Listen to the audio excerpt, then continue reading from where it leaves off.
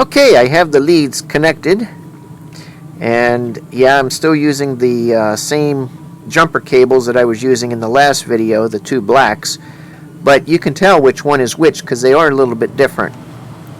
The one that looks a little bit smaller but fatter is the negative, and the one that's longer and fat is the positive. So now we're going to use the little realistic radio here. I'll bring it over here so I can operate it easier.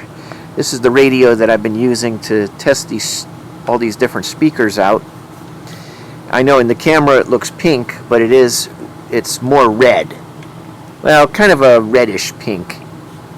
But anyway, let's turn it on and see what we get. Okay, now that's coming out of the internal speaker. Let's change the station so we don't get a copyright strike.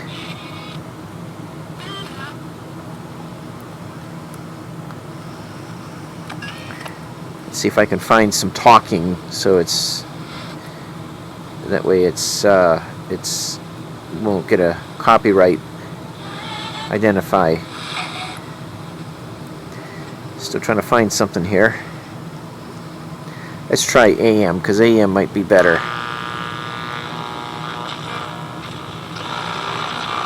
trying to do this with one hand. Here, I'll put it in the camera so you can kind of see what I'm doing here.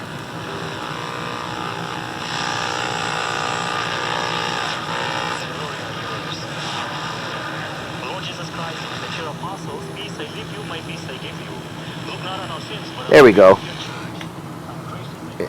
There we go. There's a worship service. That should be fine. Okay, now let's see if we can use this radio. Yeah, I had the jack in the wrong spot. Had it in the AM/FM switch. A lot of good that's going to do. There. Okay, we got it plugged in. Now let's turn the volume. Aha! It still works correctly. Still works correctly. Let's stand it up so you can kind of hear it a little bit better.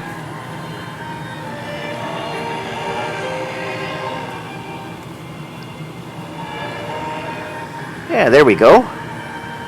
Okay, now we got music on there.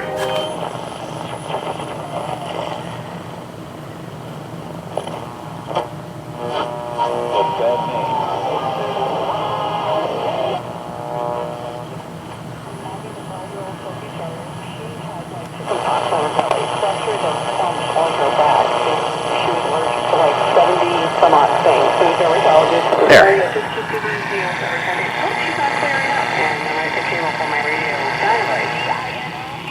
See, we got a working volume control, a good sounding speaker, and this one's done. And like I said, the reason I had to hook it up the way I hooked it up is so that when it's paired, it'll be in phase with other speakers.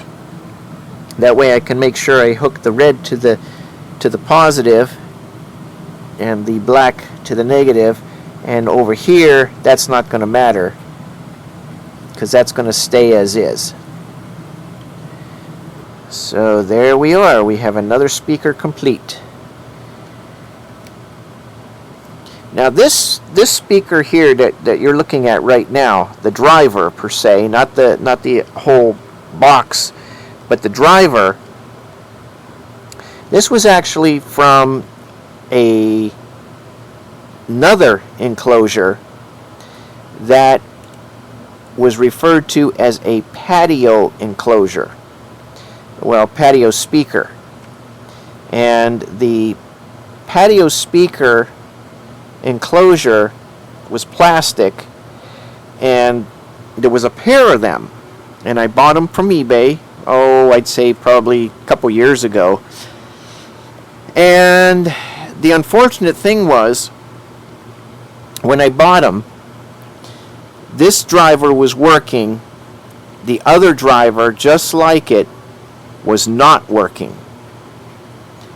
It was not working at all. In fact, the seller had described that in his description, that the other driver was not working at all. So what I had to end up doing was swapping that out first, and I put in a different realistic 8-inch speaker. It's very similar to this, except for the fact that the cone, or the voice coil, was reversed. Actually, it was the right way.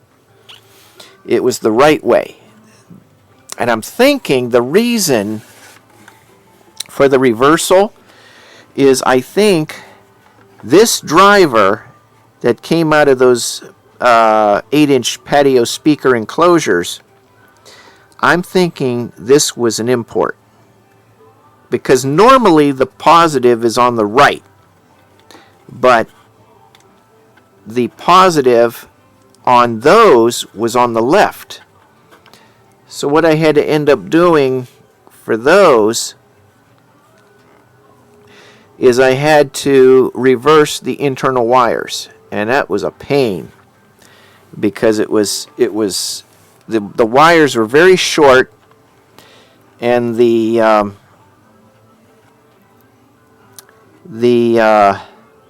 terminals were marked reversed as well.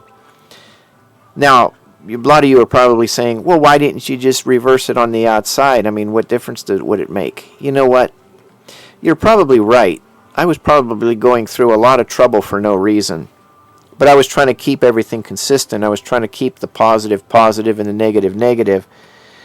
But, you know what? In the long run, it really doesn't matter, as long as you have it in phase. So probably what I'm going to do is pull those speakers out. They're in my gig box right now, but I may not be out performing for a little while because of this coronavirus that's going around. Probably have heard about it already. So that'll give me an opportunity to maybe touch up those enclosures once again and get them to where they really sound good. So I might just go ahead and put the wires back the way they're supposed to be, and then just use the outside terminals for the reversal. Now the only thing is the jack on the back might be wrong. So that's why I was trying to make it consistent. I think what I might do, probably what I might do to make things a lot easier, now that I got all these crimp terminals, all these solderless terminals, and where I can crimp them onto extra wire, I think what I might do is cut those small leads off, not the wire itself. I'm going to try to leave some wire so I can add a new quick connect on it, and then make another lead that has the small connector male, which I do have. I do have them in here. I'm just trying to find one right now so I could show it to you. Yeah, here it is right here. I think this looks like the small one. No, I think that's the big one. I think that's the big size there. So let's take a look here. Let's see what we have.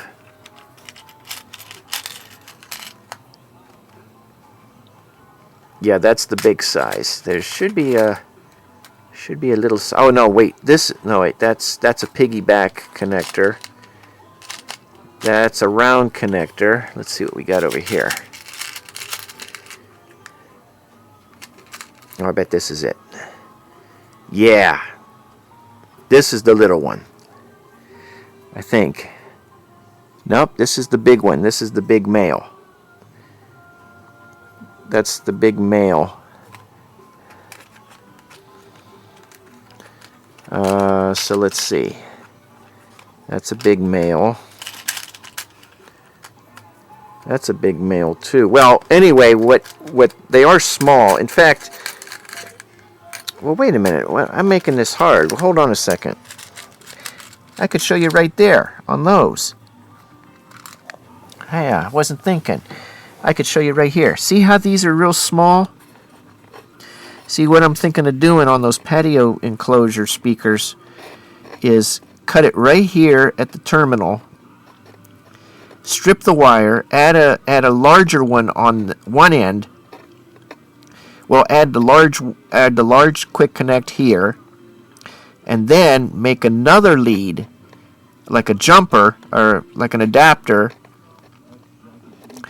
Put a big male end on one end of the jumper wire and a little female end on the other end of the jumper, and then it would work for those connectors.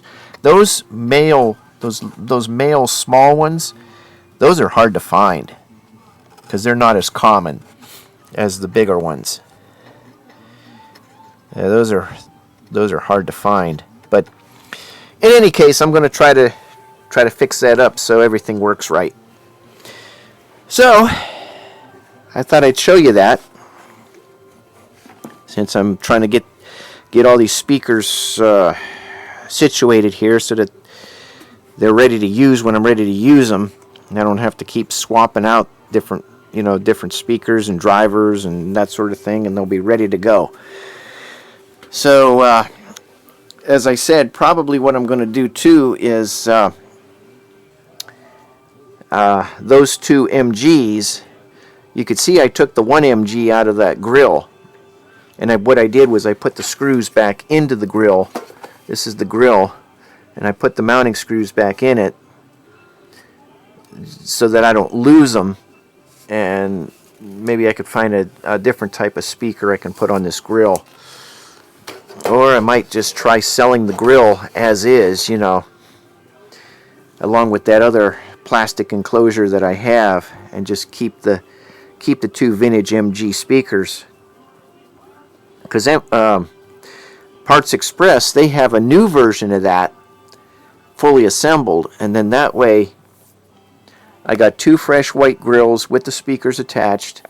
These MGs, they give me another option for more 70 volt line hookups, and got to find a good speaker for this enclosure here, which I do have. I might put the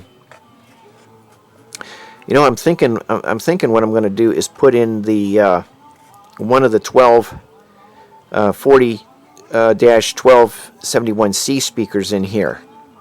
It's got a whizzer cone, but it shouldn't hurt anything. I don't think I'll have any problem with that, because I used a whizzer cone speaker in here before and it worked fine. Because as you can see here, there's about a 1/2 inch thickness of wood, so the center cone won't hit the grill.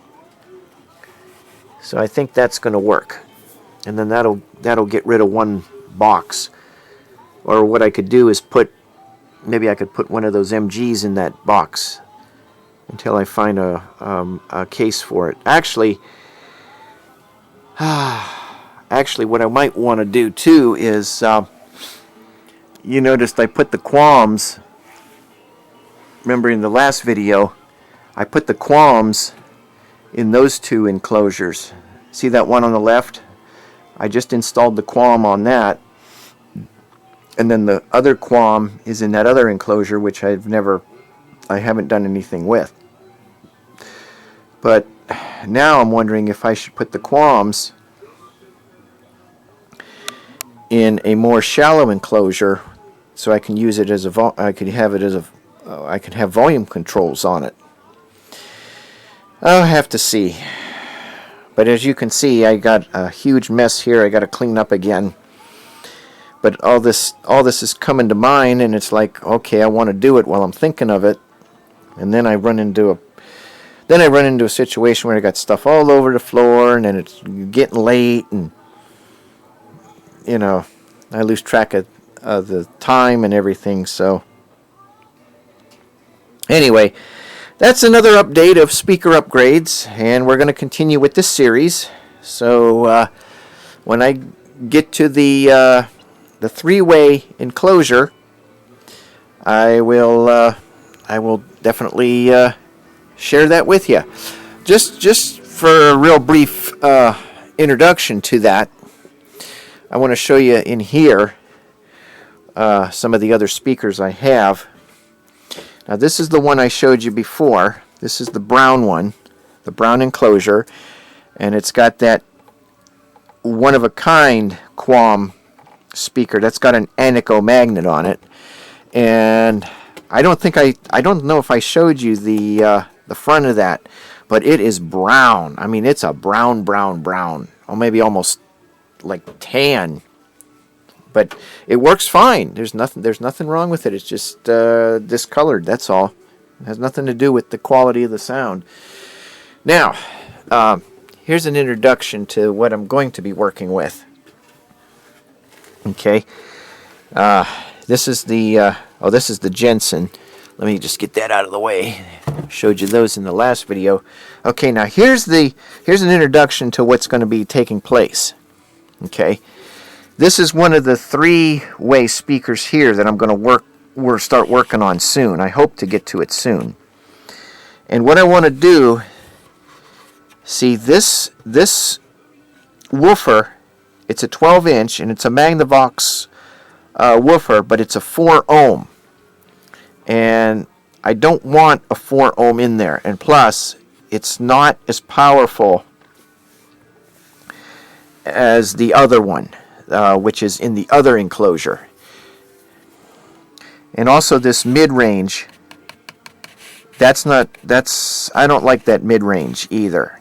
It's a sealed back mid-range, and the problem with these is if you get a hole in the cone, there's no way to fix it because you can't get to the back side of it because the basket is totally sealed. Now as far as the tweeters go, that's going to remain the same. In fact, let me just show you here what I did to... Oh, it's turned around, so I can't show it to you. So that'll have to be saved in another video. But I can show you this one. This is a two-way speaker that we're going to also do an upgrade on. Now, if I can get that... I don't think I can get that grill off. But let me show you the other one that I have, and I'll show you what I did to that. And I'm going to be able to get the same thing on that other one that's in the storage room. This is the other two-way. Yeah, and this grill I could pull off easy, but I'll need two hands to put it back on. But I want to show you what I did. Okay, see, there's the tweeter, the original tweeter, but see, there's the replacement woofer. Now, that woofer, it's 12-inch, and what I did was that was actually in the console stereo, the Magnavox console stereo, for almost a good, well, it was actually in there for almost 30 years, because the original Magnavox speakers I thought were going bad, so I went ahead and just replaced those. Almost 30 years ago, for Mom and Dad, with these. And this is what was in there. And it did give good sound, but then when I had the console stereo repaired 2 years ago, well, almost 2 years ago, about a year and a half ago, the technician there, he wondered why I changed the speakers. He said I would get good sound out of the ones that were in there, which was that woofer. I got two of those actually. But he said that the unit was primarily made for the Quam Magnavox 12-inch, and I just happened to remember that I had a set of 8 ohms, 8 ohm Magnavox Quams. And those are actually replacements because unfortunately the original Quams, they were still good, but they were in a three-way cabinet that were given away. Both of them, both three-way cabinets were given away at the time, and didn't realize that those original Magnavox Quams were still in there. So that's why, fortunately, I was able to purchase a replacement pair. And so I put those Quams in the stereo, the console, and removed the woofers And now here's one of the woofers in here, and it works great. Works great. You could see here how the foam doesn't touch the wood. I was able to line it up just right so that the foam doesn't touch the wood, and there's no distortion at all. And I even got a crossover in there. When we go to do these, when I go to do the other one, the other black one, then I'm going to show you the before and after. This is kind of an introduction of the before, or the after, I mean. This is kind of an introduction of the after for the two-way. But I'm going to have this one apart along with the other one, so that way I know exactly how I put this one together, so I can do the same thing with the other one, because this one I put together last year and I just never got around to doing the other one. So the other one is going to have the same makeover with the new woofer, same tweeter, but it'll have a nice crossover in there for better sound. So that's my projects as far as the speaker upgrades. And just real quickly here, I'm going to show you another three-way speaker set. This is another one that I got, and you could see that this one, I know the lighting is kind of bad, but if you could see it, there's a replacement woofer in this one, 12-inch. I believe the mid-range is a 4-inch, maybe 4.5. Can't recall. But I think it's 4 inches, and the tweeter looks like I think that's a 3-inch. Now, what I had to do with this one is I had to remove the protective fuse. The fuse blew, and it really wasn't a fuse that you could replace. It was inside of a little black box, and when I removed that and then tested it, it works fine. And I'm not really too concerned about, blowing these, because I don't really play them at that high of a volume. But yeah, that one is in good shape. I have the other one, which is here in the let's see, what did I do with the other one? I know I had two of those. Oh, here it is, right here. Here it is in the storage room. This is the other one. But what's wrong with this one? The terminal cup broke. The spring broke on the terminal cup. I'll turn it around so you can see. Let me get this other 12-inch off of here. This is another 12-inch that I hope to use someday. It's a Radio Shack, a very rare Radio Shack full range 12-inch. I was really fortunate to find that, because if I can ever get another 12-inch enclosure, I'd like to use that. But here's the back of the speaker cabinet, and you could see right here is the hole for the